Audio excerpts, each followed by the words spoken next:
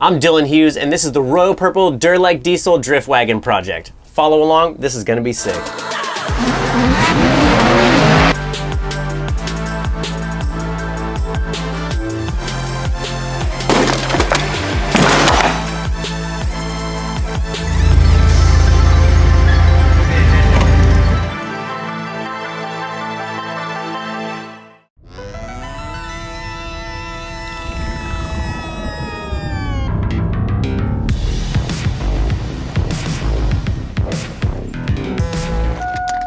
No idea where we are, but we're getting a 46 wagon, hopefully.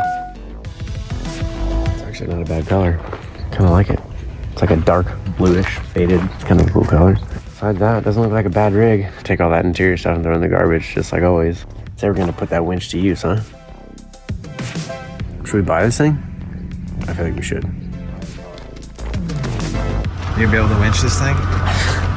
I sure hope so. I don't want to push it, I know that. I got my fingers crossed that that winch is gonna work perfect.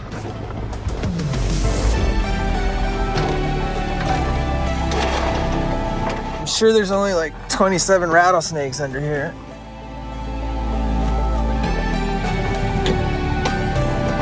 Super start. We got the extreme model. Christmas vacation, activate.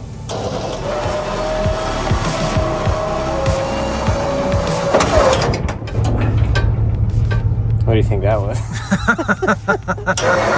We're doing it again. We're building another BMW drift car. This one's gonna be a little bit different. So we got this chassis. It's something that's a little bit different. So my E46 is a 2-door, so almost like pretty much it's an M3 now. And this thing is not. This is a 4-door. And the reason that we're gonna do that is because I wanna put 4 seats in it, make it call what we call a party car. So with 4 seats, we can take 3 people for rides at a time. Basically just stoke everybody out, go and run some demo events and go and have some fun with it. So a little history about the car. It was something that we found on Facebook Marketplace. We were just searching around for one, basically for a donor. I didn't really care if it ran to begin with. I just wanted something that I knew was a nice and straight chassis to start with, something we could take apart and make awesome. All right, let's start up. Oh, it's neat. It's amazing. What? I'm so surprised. That's the sound of a beautiful engine right there. Dude, that thing turns right over, no problem. This does not have a super start battery in it, does it? It does not. We'll do that. You take that off. Then what? All right, I'm gonna put like 10 gallons in.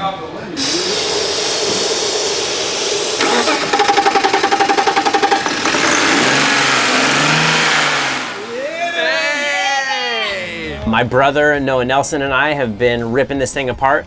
Filled our entire dumpster almost twice with the amount of stuff that we brought out of this car, which is pretty unbelievable. But that was a pretty fun process pulling it apart. It always is. It's satisfying work. It's just like ripping stuff apart. It's never going back together, so it doesn't really matter. Perfect! Light it up, mate! Get out!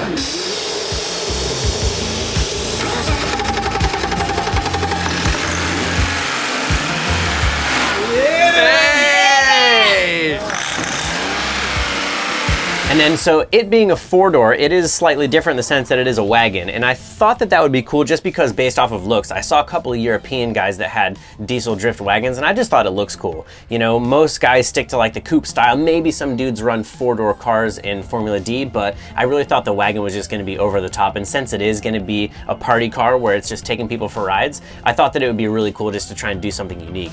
Oh, my back hurts. Not too bad though, luckily, but making some pretty good progress on this thing. We ripped a lot of stuff out of it, but looking good. I like the chassis, seems pretty clean. Apparently it's got a salvage title, so got a little whacker-do right there in that back corner, but can't really tell. The hatch is okay, the body panel's okay. We're gonna put some fenders on it, and I'm probably gonna hit it on the wall anyway, so it doesn't really matter. So tiny little bit, but it's been like straightened out and pulled back, so it looks okay. But got everything all torn out of the back. Like I said, sick chassis color and perfect owner. Dude, cutting edge technology here in this thing. We got a 6 CD changer. That's what we're rocking in 2000.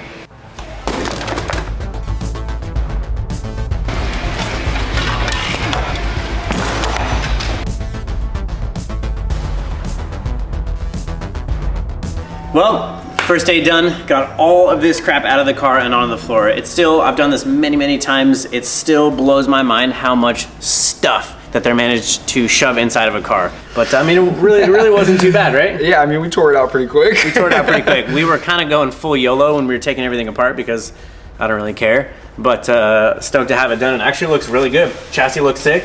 We got to mess around with the dash tomorrow, and then we're going to pull the engine and trans tomorrow as well. So still got plenty of work to do, but nice head start.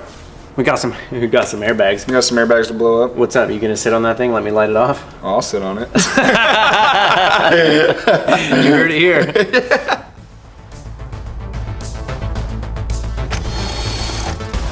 So this is the professional way to do this. When you see something that has wires in it, you cut it.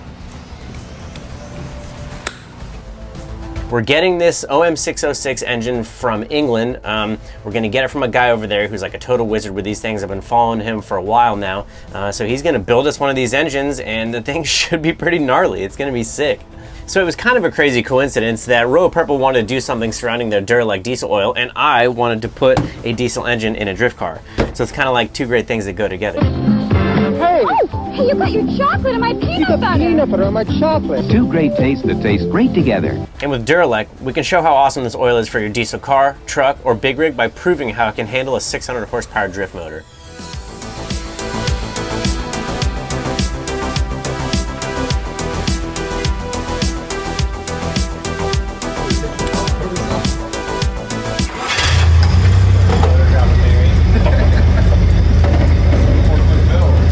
Tips when you're cutting fuel lines with wire cutters, as you know everyone does, you pinch them off with vice grips to make sure they don't siphon themselves empty. This won't cut. Hey,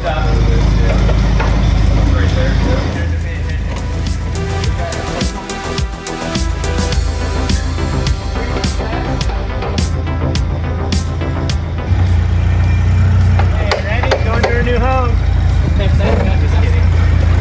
181,000 hard miles. Dude, well, welcome to your new home, little fella. You don't have any hard miles anymore. Diesel engine's weird, wagon's weird, four-door's kind of weird. It's gonna be rolling black smoke, and if you go to a drift event, you'll never see a diesel drift car there. Not really anywhere in the States that I could think of. So we'll definitely be the sore thumb sticking out there, which is kind of the plan. It should be sick.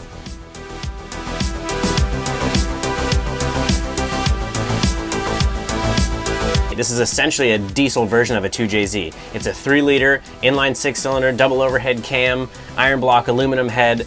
This thing is gonna have massive compression. It's gonna be about 25-to-1 compression, where my 2JZ is about 10, because essentially a diesel engine just runs purely off of detonation, which is totally mind-blowing to me.